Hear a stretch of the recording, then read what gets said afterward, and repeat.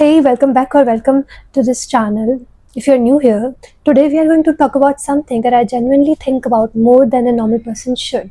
And that is, why did humans stop hunting? Like, not stop. People still hunt. But for about 95% of human history, hunting and gathering was just enough. Like, was just a deal. It was life. It was how things worked.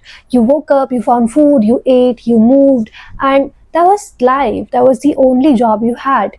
But then 10,000 to 12,000 years ago, something shifted. People started staying in one place, and like people started growing their food instead of chasing it. One change, that one single behavioral shift basically created everything you see right now around you. Cities, government, religion, as we know it, social class, inequality, bread, all of it traces back to that moment. So today, not just human discovered farming, the end, the version you got in school, like we got in school. Genuinely fascinating story of how and why our ancestors chose to make the most consequential decision in the history of our species.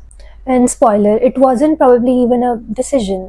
Who were these people before farming? Firstly, we need to understand who we're actually talking about, because I think most of us have this image of pre-agricultural humans that they were like kind of rough, barely surviving, struggling, living in caves, wearing pelts, grunting at each other, which is mostly wrong. Hunter-gatherers, the people who lived before widespread agriculture, were not primitive in the way we imagine. They were Homo sapiens, like modern humans. They have the same brain size as you and the same capacity to think, for language, for emotion, art, and complex thoughts.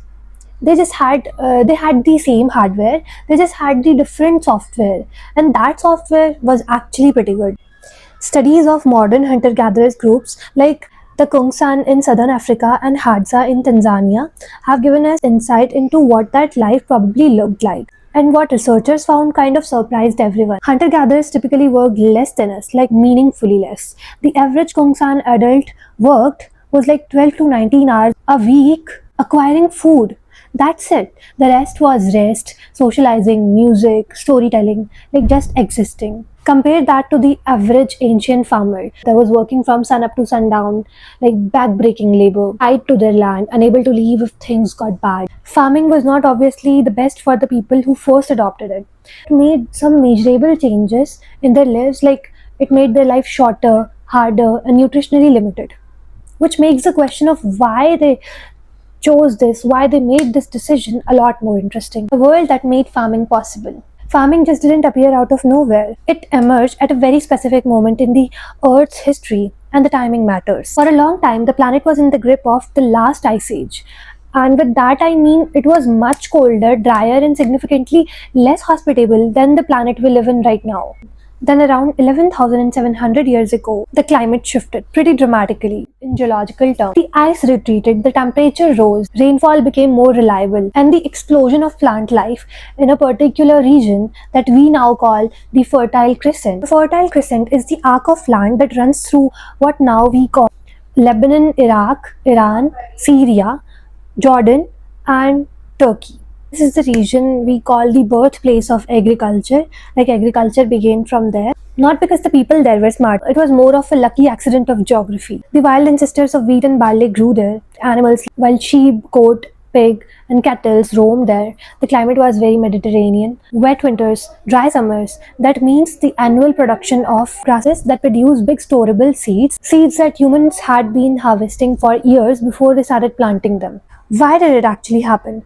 Theory 1. The population pressure. Humans were running out of food. As population grew, the land couldn't support humans through hunting and gathering alone. Farming became a way to squeeze more calories out of the same amount of land. But the problem with this theory is that it's a bit circular.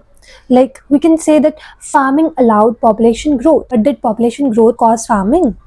That's a bit murky. Theory 2. Climate change. Shift in the climate change at the end of the ice age created new environmental conditions.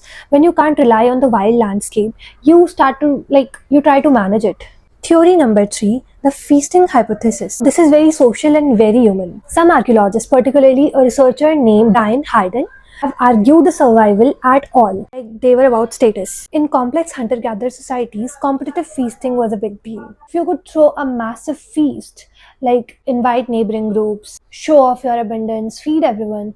That straight up translated into abundance, prestige, power, alliances. And certain foods were good for feasting, like beer, for instance, bread, and storable grains. Haydn argues that the first domesticated plants were not actually, they were luxury goods and fermentation ingredients. You cultivated grain not because you were starving, but because you wanted to make alcohol out of it, you wanted to make beer out of it, and throw parties to impress your neighbor. I'm not saying that this is the whole story, but is it not extremely human? The agricultural revolution might have been driven by the desire to have better parties. Theory number 4, sedentism first. Here's another angle. Maybe people didn't settle down because of farming.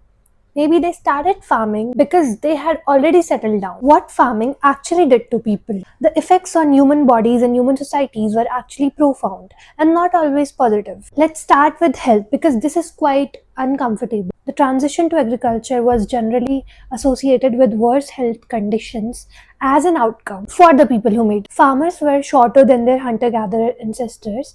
Contemporary skeletal analysis showed that signs of nutritional deficiency, iron deficiency in their skull, anemia, and whatnot. Because agriculture meant eating a lot of more carbohydrates and a lot more refined starch. Absolutely destroys your teeth. Infectious disease. This is a big one.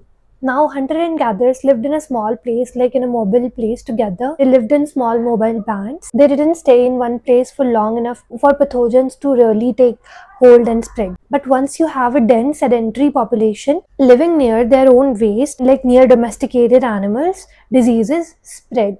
Infectious diseases spread. Most of the major infectious diseases that have killed humans throughout history, smallpox, measles, influenza, tuberculosis, and whatnot, either originated from or were dramatically amplified by the conditions they were living in. On an individual level, these agricultural folk, first farmers, often had harder, shorter, less nutritionally diverse lives than the foragers who came before them. And yet, this is the paradox. Population grew because even though individual health suffered, agriculture allowed for faster reproduction. You could wean children earlier because you had soft and starchy food to feed them. Birth intervals shortened, population density, they were individually less healthy. That meant collective power, more strength, more labor, more capacity to build things. Which brings us to the social stuff. Farming ownership and inequality. Hunter-gatherers for the most part couldn't accumulate wealth because you cannot keep much to yourself while constantly moving from here and there. It kept any one person or family from accumulating too much.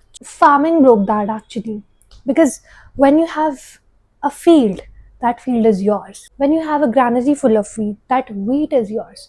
You can lend it, you can sold it, you can do anything out of it, you can withhold it.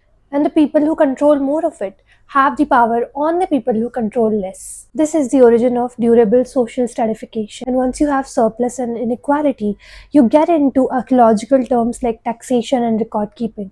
Because at that time, record keeping was not about recording poetry or philosophy. They were received accounting records. Bureaucracy was the killer app of civilization. To turn it back, why did hunter-gatherers stopped hunting? The honest answer is it was complicated, gradual, and it probably wasn't even a conscious choice. It wasn't like a council of elders sat down one day and said, now we'll do farming only. It was thousands of years of small shifts in population and climate and in everything, and like in organizing, that slowly tipped the scale. I find that genuinely fascinating and a bit haunting too. The transition to agriculture may have been one of the best thing ever happened to us collectively. But was it good for the actual individuals who lived through it? That is a much harder question. Anyways, that's what I've got for today, and hopefully I'll see you in the next one. Or you'll